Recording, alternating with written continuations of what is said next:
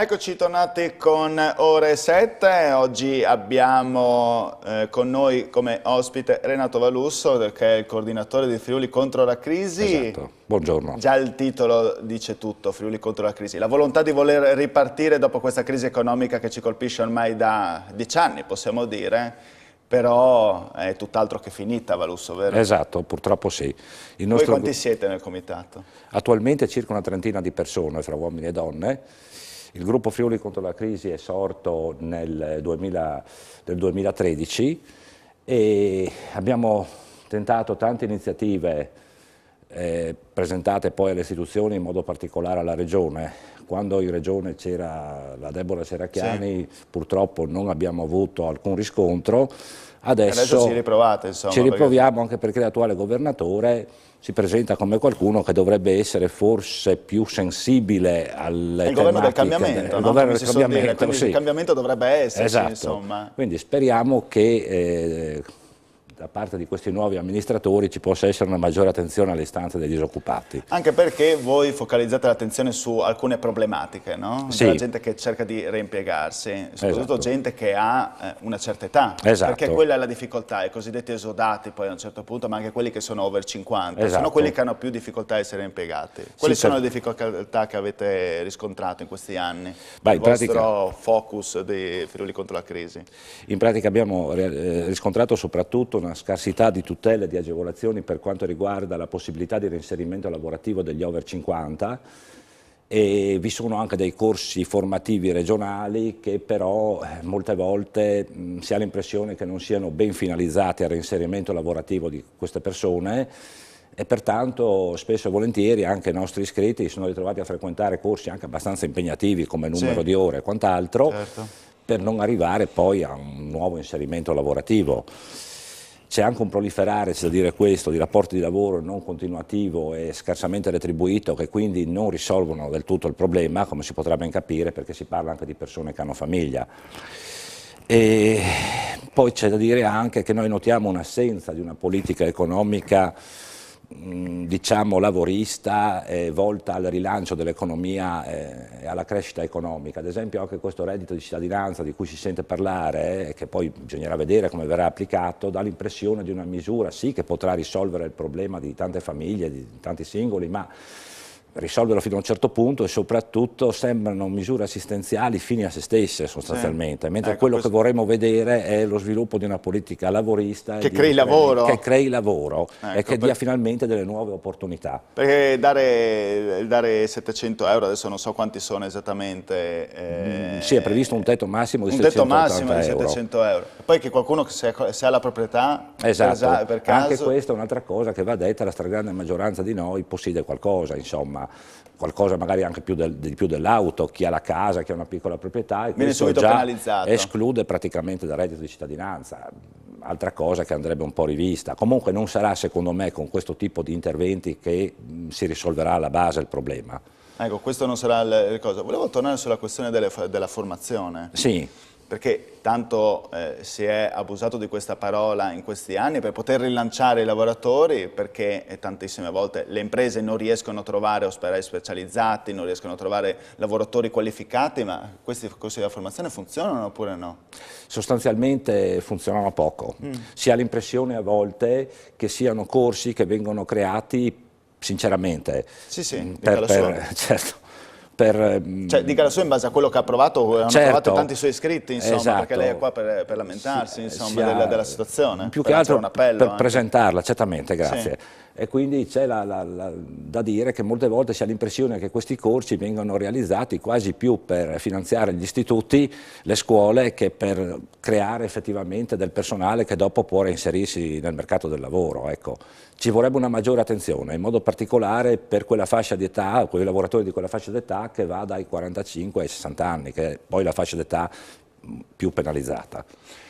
Ecco, a proposito di penalizzazioni, non sono neanche tanto eccessive o sono anzi penalizzanti nei vostri confronti le agevolazioni. Ci fanno agevolazioni nei confronti di altri tipi di lavoratori, però per gli over 50 magari c'è ben poco. Sono. Infatti si pensava a presentare anche più avanti una possibile proposta che dovrebbe trasformarsi poi in una proposta di legge per creare dei contributi e delle agevolazioni specifiche per questi lavoratori, prendendo l'esempio della vicina Austria, dove chi ha superato la cinquantina, se viene assunto a tempo indeterminato presso qualche azienda, e in quel caso lì l'azienda gli paga quasi solo lo stipendio, insomma. Questo sarebbe un'agevolazione per un ipotetico datore di lavoro che potrebbe aiutare, ecco.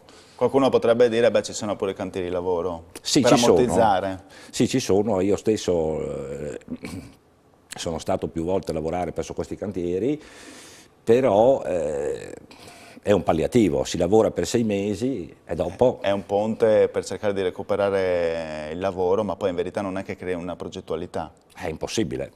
Lei non è riuscito in questi anni No. ad avere una certa continuità di lavoro, sostanzialmente. Contratti, magari 2 o 3 mesi, poi 5 o 6 mesi, ma poi niente di che, insomma. Diciamo che il periodo di lavoro più lungo è stato quello dei cantieri, perché da altre parti più di un mese, massimo un paio di mesi, sempre con questi, mi si perdoni, COCOCO, CCC. Sì, ci si perde tante volte in sigle, no? Non risolvono il problema. Questo fisso...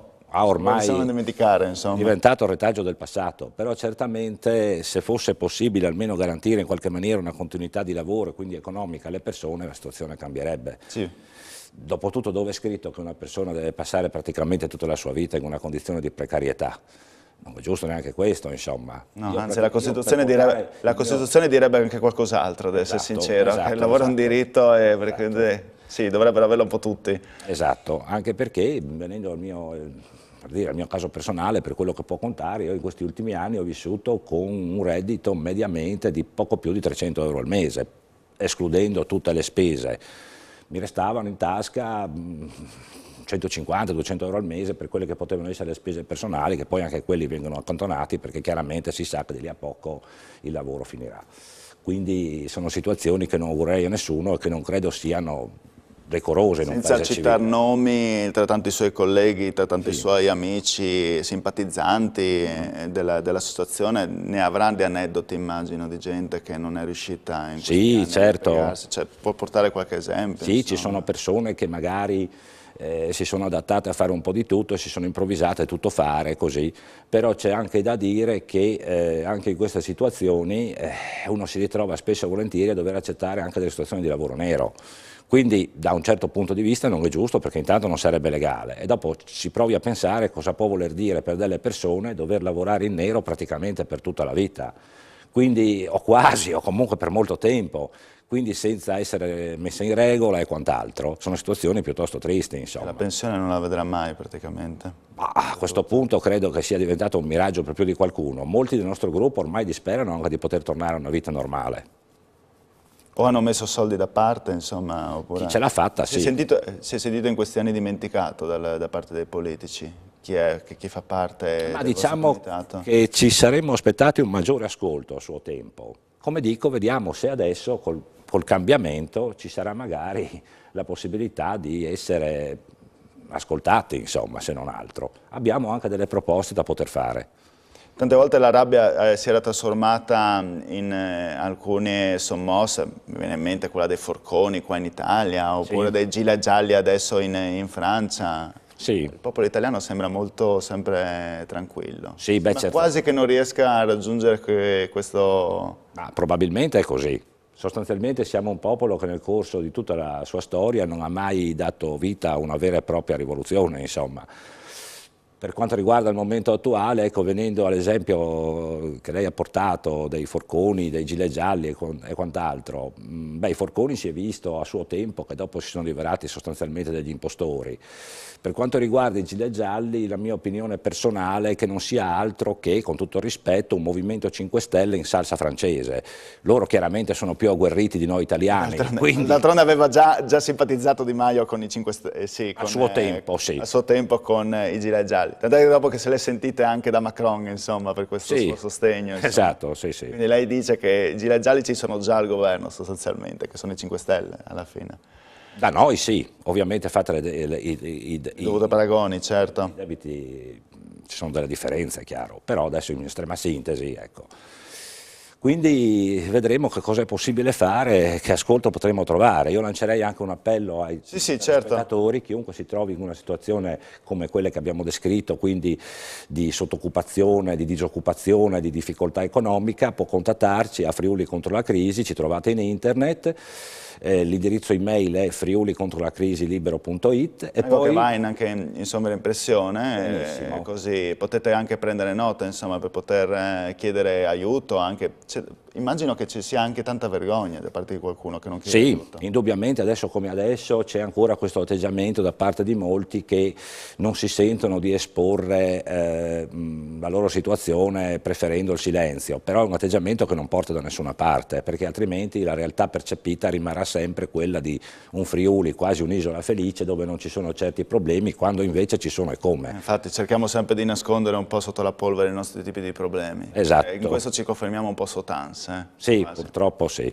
Un'altra piccola cosa che aggiungo, poi ricordava Friuli contro la crisi @libero.it e poi Eurosportello@tutelare.it, che è l'indirizzo email di un'altra associazione che ci sostiene e che è AEC, Associazione Europea a Tutela del Cittadino Contribuente.